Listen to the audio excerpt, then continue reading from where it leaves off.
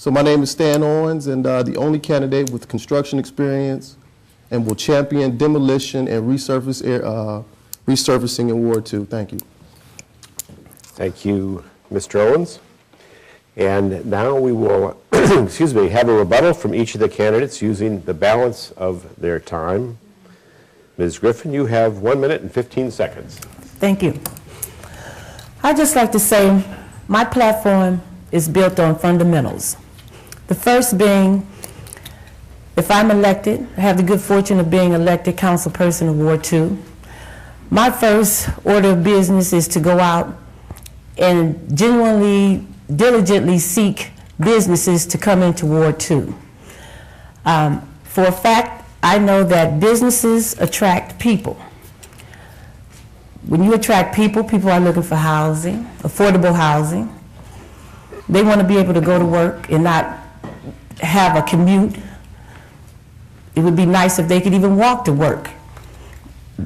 When we first moved over in Ward 2, you could do that. People actually live where they worked. I also want to be particularly looking for green businesses to come to Ward 2. I want to reinvent Ward 2 as far as business is related. I want us to be able to become a sustainable community. With that being said, when we attract the jobs, we're going to attract the people, affordable housing. And then I'd like to say we want to work on safety in Ward 2, as well as work on our school system. We need a good school system. Those four components provide for a very good, solid, safe, enjoyable community. Thank you. Gerri Griffin for Ward 2. Thank you, Ms. Griffin. And now, Mr. Reed, you have 45 seconds.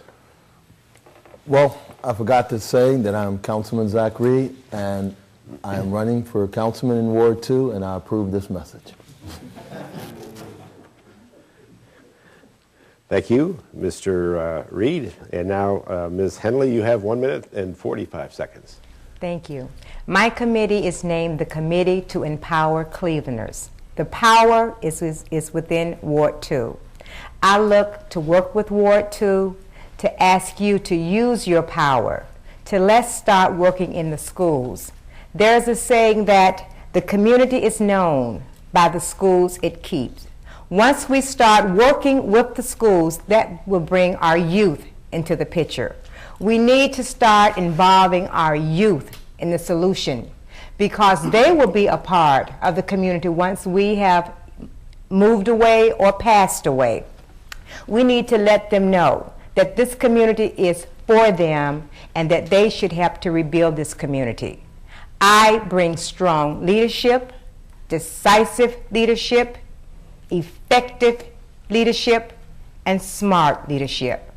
And with you, Ward 2, because I cannot do it without you, with us. It is a saying, if it is to be, it's up to me. But I say, if it is to be, it is up to we the community of Ward 2. Thank you. Thank you, Ms. Henley. And now, Mr. King, you have 1 minute and 15 seconds. Thank you. I would like to say that Ward 2, although I let you know of the things that I think are troubling the ward, one thing that Ward 2 has is some great people. I knew of some people when I lived there. I know some people now that live there. But during this campaign, during the times I've walked up and down the street and talked to people, you almost have an epiphany. I didn't know so many people were that involved or wanted to be that involved in the community. We need to empower the people. One thing I want to do is double the street clubs. And I want to say that the things that are going on in the ward, some of the things we just have to build and add on to what previous things have already been going on. We don't have to reinvent the wheel. But then there's other things we need to step forth and be proactive about and redo or do over. Thank you. Thank you, Mr. King. And now, Mr. Owens, you have 1 minute and 40 seconds left. Thank you very much. I have to extend a thanks for the taco salad. Hungry men and taco salad definitely go well together, so definitely needed that. But the ward is full of energy. Guarantee you will find a plethora of people who are ready and willing to be part of the process. Political, jobs, community involvement, yes. And my plan is to increase demolition efforts in Ward 2 to not only beautify, but to provide youngsters with the opportunity for jobs, to definitely be part of the process, okay? And that's the best way to do that. I've been involved in construction for the last 10 years, and all the time, young men and women come. I want to learn. I want to try to be part of that. How do you do it? And I extend the hand to them and show them exactly what it is that I do and the fact that I love it. So stand-ons again, increase demolition efforts, and resurfacing to sell the ward on its positive points. Thank you. Thank you, Mr. Owens, and thank you to all of the candidates. Now, some brief City Club announcements. Today at the City Club of Cleveland, we are listening to a debate between the candidates for Cleveland City Council Ward 2. We'll return in a few minutes for our traditional City Club questions. We welcome all of you here, especially those who are guests, and we hope that you'll join the City Club and become active in our ongoing civic dialogue. Visit our website, www.cityclub.org, for information about upcoming programs. And as Gary mentioned earlier, you can find links to our webcasts and podcasts. This program will be available both by a webcast and a podcast. And you can also make reservations for future forums.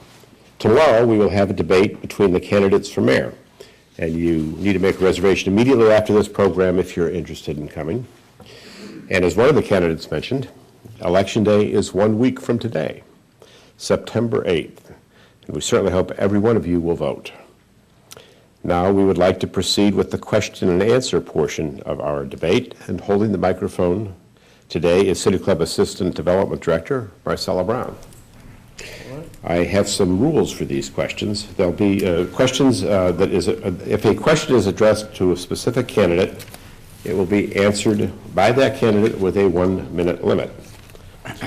I may call on one or two of the other candidates for a 30-second comment. Questions addressed to all candidates will be answered with a 30-second time limit for each. As moderator, I reserve the right to ask any candidate a follow-up question or ask for clarification, and those responses will be limited to 30 seconds. To the audience, thank you in advance for your cooperation in making your questions and stating them as briefly and clearly as possible. May we have the first question for our candidates, please. Joe. Okay, this question is for the entire panel. You have two proposed issues as far as the county reform on the issue. You have one for us, an overall county reform issue, and you also have a proposed issue for us, a county committee. How does these two proposed issues affect your constituency or proposed constituency in Ward 2? Thank you, and let's start with Ms. Griffin and go that way toward Mr. Reed, and 30 seconds each, please. Ms. Griffin. Thank you. I'd just like to say both of those issues are very complex, and so it would be premature for me to actually know how my constituents would think of either or. So what we would do is actually sit down together and discuss it, dissect it, actually get some perhaps legal interpretation of what it all means, and then decide together as a community which would be the best to support it. Ms. Henley. Those two proposals are still being dissected and discussed amongst the county executives and the officials, and it will affect Ward 2 because we live in Cuyahoga County. I only feel as though we should make sure the reform be fair and equal for all the people of Cuyahoga County and not just for some of the people of Cuyahoga County.